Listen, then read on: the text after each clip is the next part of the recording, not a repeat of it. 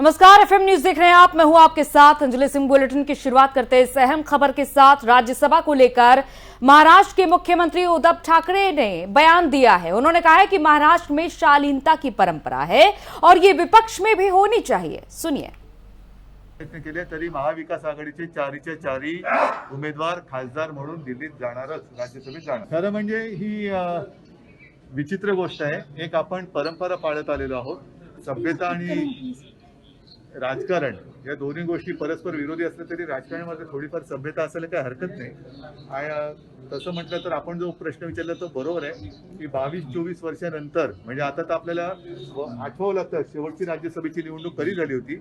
एक परंपरा आपण पाळायला काही हरकत नव्हती। ठीक।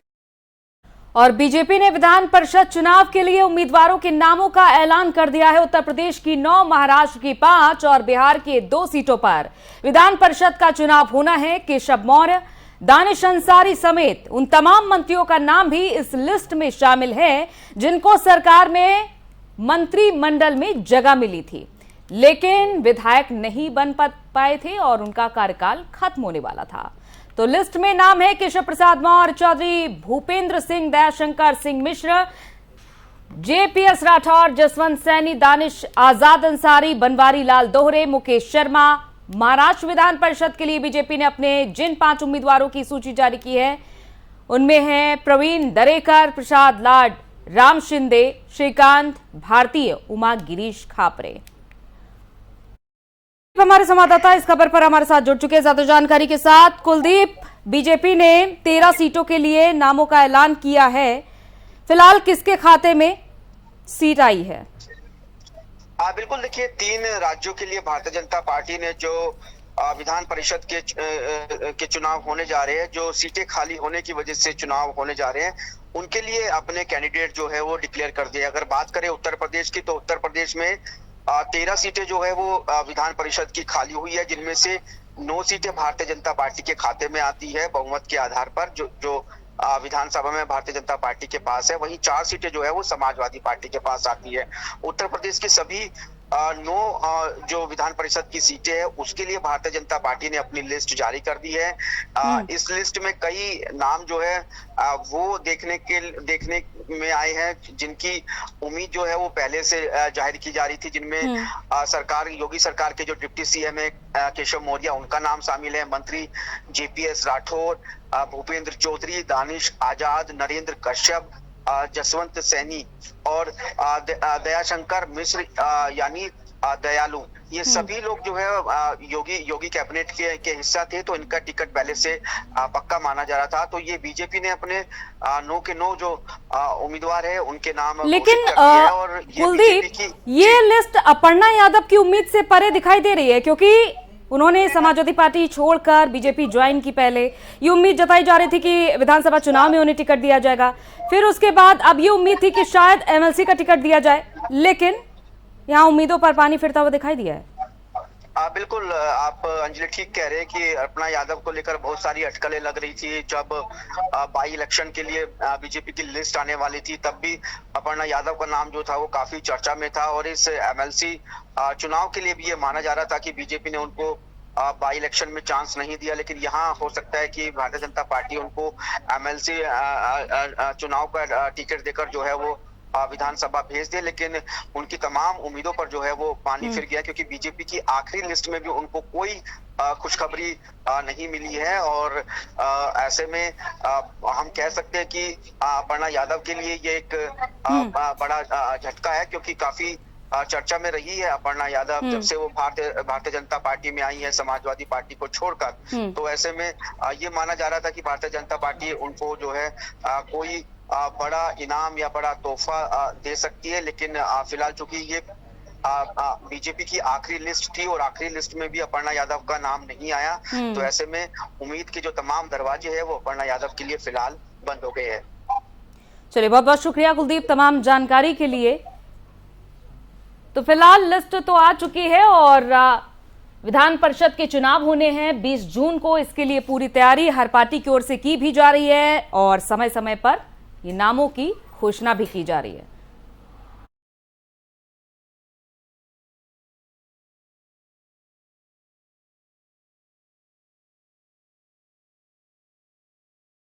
शराबबंदी को लेकर उमा भारती के तेवर एक बार फिर से सख्त हो गए हैं। भोपाल में आशिमा मॉल के पास उमा भारती ने शराब की दुकान और अहाते के पास अपनी चौपाल लगाई और लोगों को बताया कि उन्होंने अपनी बात दिल्ली तक पहुंचा दी थी। इसके बाद उन्होंने चौपाई का उदाहरण दिया। उमा भारती ने लोगों से कहा कि अब पत्थर नहीं मारेंगे, पत्थर मारना तो अपराध है, अब कुछ और मारेंगे। गौरतलब है कि इससे पहले उमा भारती ने गोविंदपुरा भेल में एक शराब दुकान के खिलाफ प्रदर्शन करके दुकान में पत्थर फेंका था। उमा भारती ने कहा कि तय हुआ था अहाते नहीं खोले जाएंगे, लेकिन समस्या वैसी की वैसी ही है और साफ दिख रहा है कि शराब और शराबियों की संख्या बढ़ती जा रही है। उमा भारती ने सुंदरकांड की चौपाई का उदाहरण देते हुए कहा कि राम सकोप तब भय बिनु होई न प्रीत।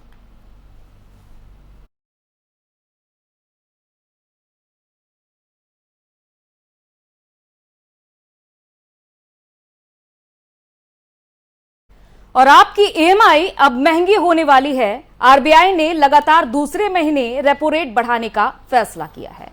आरबीआई ने रेपो रेट में 50 बेसिस पॉइंट की बढ़ोतरी करते हुए रेपो रेट को 4.40% से बढ़ाकर 4.90% कर दिया है। आरबीआई की मॉनेटरी पॉलिसी की बैठक के बाद गवर्नर शक्तिकांत दास ने यह ऐलान किया है, यानी अब एक महीने में रेपो रेट में 90 बेसिस पॉइंट की बढ़ोतरी हो चुकी है। आरबीआई के इस फैसले के बाद होम लोन से लेकर कार लोन और एजुकेशन लोन का महंगा होना तय है। वहीं जिन लोगों ने पहले से होम लोन लिया हुआ है उनकी ईएमआई और भी महंगी हो जाएगी। आरबीआई गवर्नर ने बढ़ती महंगाई पर चिंता जताया है और आरबीआई गवर्नर ने कहा कि महंगाई लगातार बढ़ती जा रही है।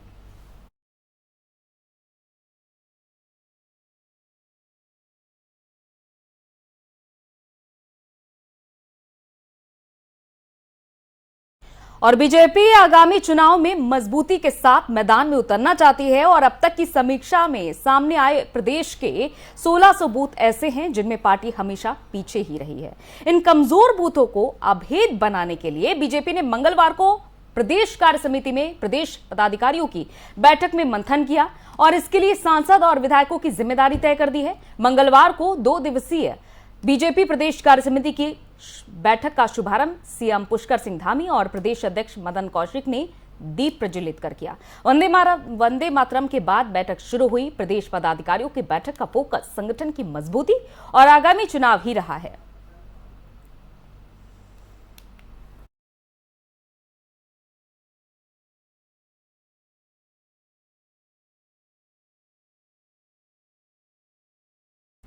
वहीं उत्तर प्रदेश सरकार ने मंगलवार को बड़े स्तर पर प्रशासनिक फेरबदल किया है। यूपी के 21 आईएएस अफसरों का तबादला किया गया है और इसमें 9 जिलों के जिला अधिकारी भी शामिल हैं। लखनऊ, गोरखपुर, कानपुर नगर, बलिया, अलीगढ़, बस्ती, जालौन, इटावा, फिरोजाबाद, इन सभी जगहों के डीएम बदले गए हैं। तो वहीं कानपुर में हुई हिंसा के बाद डीएम नेहा शर्मा को भी हटा दिया गया।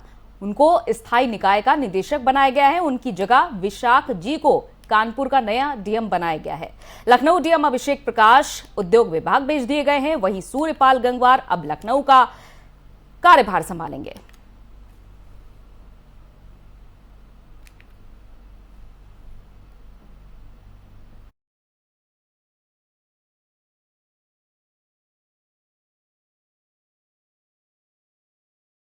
वहीं रक्षा मंत्री राजनाथ सिंह 3 दिन के दौरे पर मंगलवार को वियतनाम पहुंचे। उनकी ये यात्रा क्षेत्र में चीन की बढ़ती दादागिरी के बीच दक्षिण पूर्व एशियाई देशों के साथ समुद्री सुरक्षा सहयोग में सामंजस्य को दर्शाती है। हवाई अड्डे पर वियतनाम में भारत के राजदूत प्रणय वर्मा और वियतनाम के राष्ट्रीय रक्षा मंत्रालय के वरिष्ठ अधिकारियों ने राजनाथ का स्वागत किया। नई दिल्ली में रक्षा मंत्रालय ने कहा कि राजनाथ की वियतनाम यात्रा का उद्देश्य द्विपक्षीय रक्षा संबंधों के साथ ही समग्र रणनीतिक साझेदारी को मजबूत बनाना है। रक्षा मंत्री अपने वियतनामी समकक्ष जनरल फान वान ग्यांग के साथ गहन बातचीत करेंगे और इसके अलावा राजनाथ वियतनाम के राष्ट्रपति न्यूगेन शुआन फुक और प्रधानमंत्री फाम मिन चिन से भी मुलाकात करेंगे।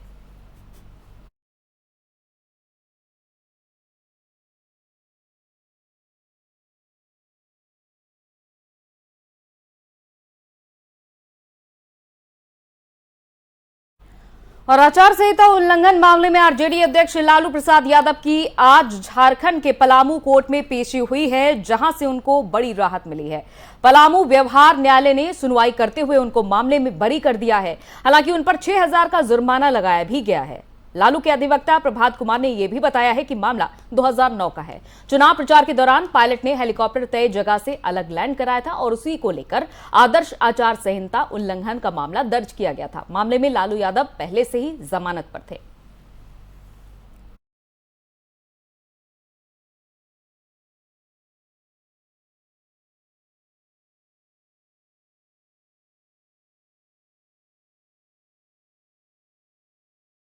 और दिल्ली के जहांगीरपुरी में एक बार फिर से पत्थरबाजी की घटना सामने आई है। बीती रात कुछ युवकों ने जमकर पत्थर बरसाए और इस दौरान गाड़ियों में तोड़फोड़ भी की गई। इस घटना का सीसीटीवी फुटेज भी सामने आया है और इसमें कुछ युवक पत्थर फेंकते देखे किस तरह से दिखाई दे रहे हैं। पत्थरबाजी की यह घटना जहांगीरपुरी के जे ब्लॉक की है और इस घटना के बाद इलाके में तनाव की स्थिति भी देखी जा रही है।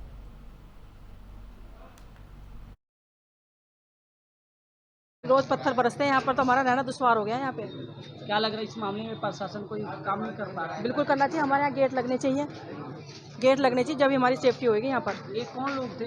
हम नहीं जानते इनको कौन थे ये, किस लिए हुआ कुछ पता ही नहीं हमें। कितने लड़के थे? बहुत थे, उधर से भी बहुत थे, इधर से बहुत थे। हम तो सो रहे थे, सोते हुए जब यहाँ धूम धड़ाके की आवाज़ आई, जब बाहर निकले हम डर के मारे, देखा क्या हो गया ये रहना।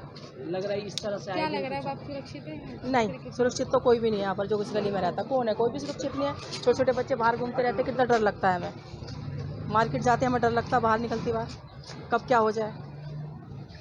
प्रशासन से क्या हो तो गेट लगवा दो बस, हमारी सेफ्टी इसमें है। ज़्यादातर भाग तो नहीं सकते हम अपना घर छोड़कर। पता नहीं, इधर से ही आए थे पत्थर भगाते हुए, जानते भी नहीं हम तो उनको। कितने लोग थे? अब 15 थोड़े तो इधर के थे और 20 इधर के थे। अच्छा, क्या लग रहा है इस तरह से घटना पहले भी इस तरह से हुआ है? पता नहीं क्या लड़ाई है इनकी, भगवान जाने किसकी क्या करें। हम तो परहेज करते हैं सारा दिन अपने घर। कितने गाड़ियों को तोड़ फोड़ किए हैं? बहुत गाड़ी ठेठ तक कर गया। थोड़ा दिन पहले पिछली गली में कर गए थे। आपके भी घर पे कुछ पथराव किए थे, क्या नुकसान हुआ? पथराव 2 जगह से तिरपाल फट गया, दरवाजे के लग गई तो दरवाजा बंद कर लिया, हमारे सिर फूट गया। 2 गुटों की लड़ाई और कुछ नहीं। आपकी गाड़ी के सीसीटीवी? हाँ, ये एक्चुअली आपस में इधर आ गए थे तो उन्होंने पत्थरबाजी करी है आपस में, तो इधर मेरी गाड़ी का भी सीसीटीवी। कौन लोग थे, कुछ बताएंगे सर? ये आपस में झगड़ा कर रहे थे, कुछ गुंडे बदमाश लोग ही थे। कितने लमसम लड़के थे लोग? दोनों तरफ से ये 10-15 इधर की साइड के थे, 10-15 इधर की साइड के थे। अच्छा, कितने गाड़ियों को नुकसान हुई आप इस गली में? हमारी गली में 2 गाड़ियों का नुकसान हुआ और बाकी तो उधर बहुत सारी गाड़ी का सुना है मैंने। अभी तक पुलिस का क्या कार्रवाई रहा है?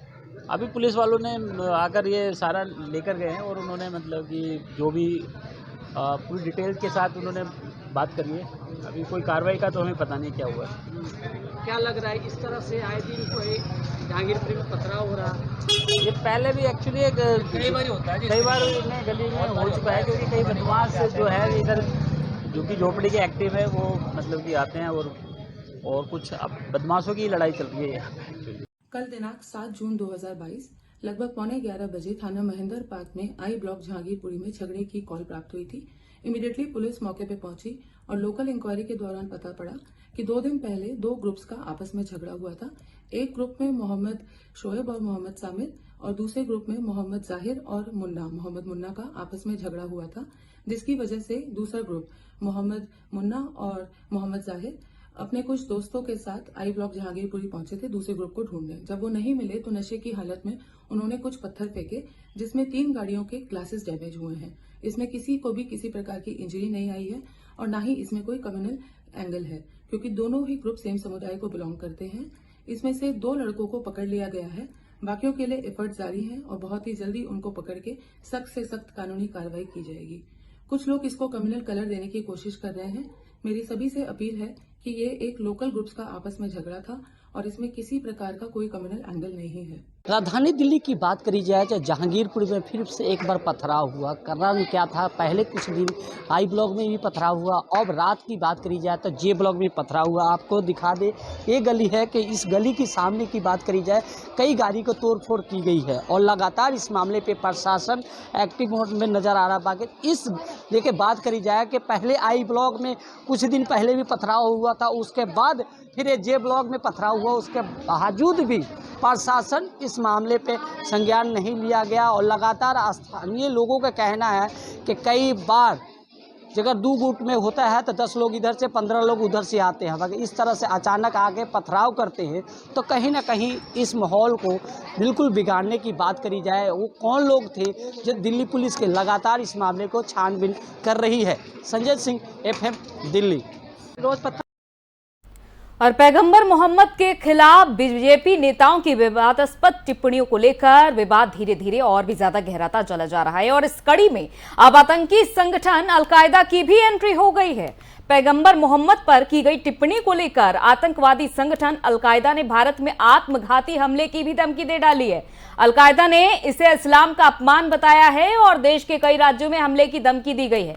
6 जून को एक धमकी पत्र के जरिए आतंकवादी समूह अलकायदा ने यह भी कहा है कि वो पैगंबर के सम्मान में लड़ने के लिए दिल्ली, मुंबई, उत्तर प्रदेश और गुजरात में आत्मघाती हमले शुरू करेगा। और वहीं इस टिप्पणी को लेकर दुनिया के कई मुस्लिम देशों ने पहले ही भारत से नाराजगी जताई है। खाड़ी के कई देश भारतीय राजनयिकों को तलब भी कर चुके हैं।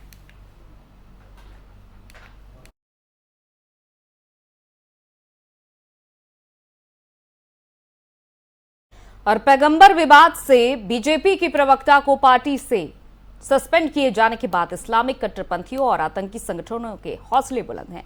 अब केवल नूपुर को ही नहीं बल्कि जजों को मारने की खुलेआम धमकी दी जा रही है। काशी के ज्ञानवापी मामले में सर्वे का फैसला सुनाने वाले जज रवि कुमार दिवाकर को भी पत्र भेजकर अंजाम भुगतने की धमकी दे डाली गई है और इस पत्र के मिलने के बाद पुलिस ने जज की सुरक्षा भी कड़ी कर दी है। काशी के सिविल जज रवि कुमार को दिवाकर को मंगलवार को रजिस्टर्ड के मेल के जरिए यह धमकी भरा पत्र मिला है और इस पत्र के साथ कई कागज भी जज को भेजे गए थे, जिसके बाद उन्होंने यूपी के अपर मुख्य सचिव गृह, डीजीपी और वाराणसी के पुलिस कमिश्नर को पत्र भेजकर इस मामले में जानकारी दी।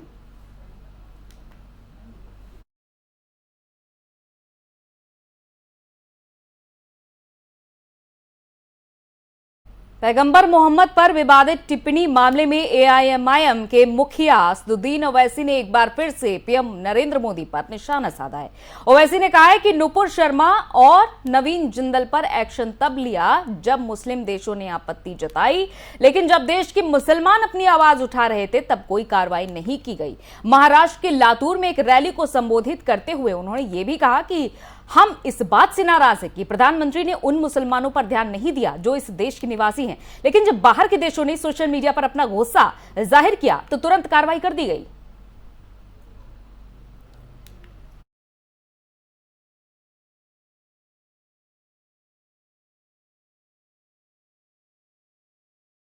और हैदराबाद के जुबली हिल्स इलाके में हुई एक नाबालिग लड़की के साथ सामूहिक दुष्कर्म के मामले में पुलिस ने 6 आरोपियों को गिरफ्तार किया है। पुलिस के मुताबिक आरोपियों में 5 नाबालिग हैं। जानकारी के अनुसार पूरे मामले में 5 लड़कों पर दुष्कर्म करने का आरोप लगाया। हैदराबाद के पुलिस कमिश्नर सीवी आनंद ने यह कहा है कि नाबालिग लड़की ने अपने घर पर घटना के बाद कुछ नहीं बताया था। पीड़िता के गर्दन पर चोट के निशान देखने के बाद परिजनों ने उससे सवाल किया, जिसके बाद उसने अपने माता पिता को पूरी घटना के बारे में जानकारी दी।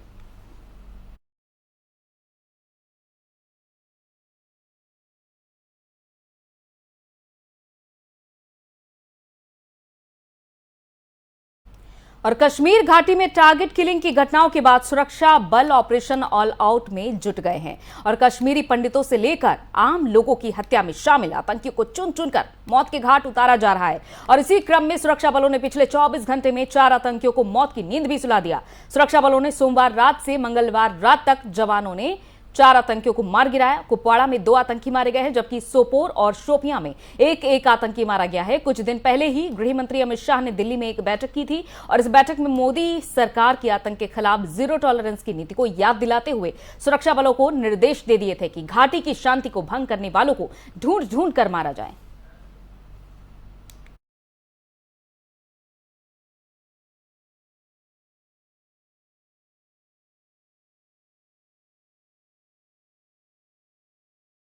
और Punjabi singer Sidhu Moosewala murder case में पंजाब पुलिस ने अब तक 8 लोगों को गिरफ्तार किया है। इन सब पर आरोप है कि इन्होंने शूटर्स को रैकी और लॉजिस्टिक सपोर्ट प्रोवाइड की थी। वहीं गिरफ्तार लोगों में से एक केकड़े ने शूटर को मूसेवाला की सारी जानकारी दी थी। पुलिस से मिली जानकारी के मुताबिक सिद्धू मूसेवाला मर्डर केस में आरोपी केकड़ा के गिरफ्त में आने के बाद से मर्डर मिस्ट्री के कई रहस्यों से पर्दा उठने लगा है। दरअसल पूछताछ के बाद अब तक की जांच में पुलिस को यह पता चला है कि गोल्डी बरार और सचिन थप्पन के इशारे पर सिद्धू मूसेवाला की हत्या की गई थी। साथ ही पूछताछ में यह भी सामने आया है कि पिछले काफी समय से मूसेवाला की हत्या की प्लानिंग चल रही थी।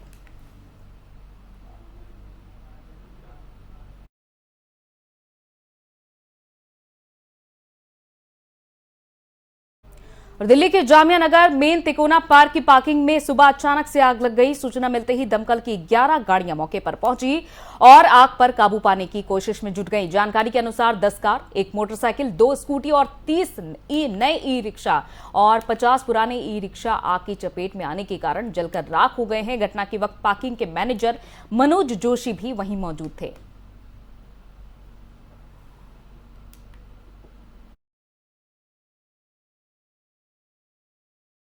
दिल्ली में एक के बाद एक बड़ी आग लगने की घटनाएं अब तक सामने आ चुकी हैं और तस्वीरें जामिया नगर में आग लगने की आपके सामने हैं। वहां पर जितने भी पार्किंग में वाहन खड़े हुए थे पूरी तरीके से जलकर राख हो चुके हैं। तो जैसे ही गर्मी का मौसम शुरू होता है आग लगने की खबरें लगातार बढ़ती ही चली जाती हैं। लेकिन यहां पर सबसे बड़ी लापरवाही ये भी देखी जाती है कि जहां पर मीटर लगानी चाहिए वहां पर कोई सेफ्टी नहीं होती है।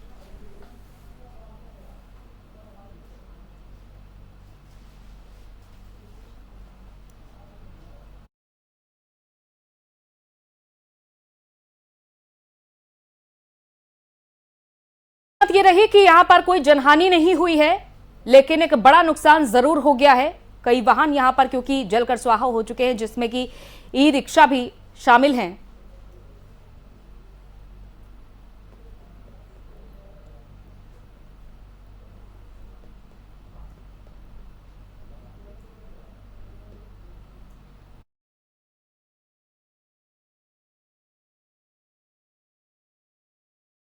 चलिए इसी के साथ इस बुलेटिन में इतना ही। इजाजत दीजिए। नमस्कार।